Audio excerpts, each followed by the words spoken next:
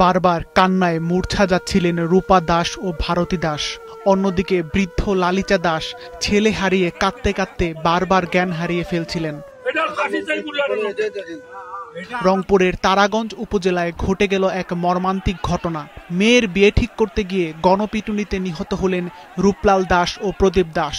প্রত্যক্ষদর্শী ও পুলিশ জানায়, মিঠাপুকুর উপজেলার শ্যামপুর এলাকার এক তরুণের সঙ্গে রূপলাল দাসের মেয়ে নূপুর দাসের বিয়ের কথাবার্তা চলছিল।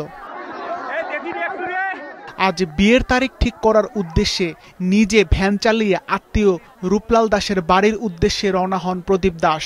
কিন্তু গ্রামের ভেতর দিয়ে রাস্তা না চেনায় প্রদীপ রূপলালকে এগিয়ে আসতে বলেন। তারা দুজনে ভ্যানে চড়ে রূপলালের বাড়ির উদ্দেশ্যে রওনা হন। রাত 9টার দিকে তারাগঞ্জ কাজিরহাট সড়কের বটতলা এলাকায় পৌঁছালে ভ্যানচোর সন্দেহে স্থানীয়রা তাদেরকে জিজ্ঞাসাবাদ করে। এ সময় তাদেরকে চোর সন্দেহে নির্মমভাবে পিটিয়ে হত্যা করা হয়। স্থানীয় বাজারে জুতা সেলাই করে সংসার চালাতেন রূপলাল। তাকে হত্যা করায় পুরো পরিবার পথে বসার উপক্রম হয়েছে। এ ঘটনায় এলাকায় শোকের ছায়া নেমে এসেছে।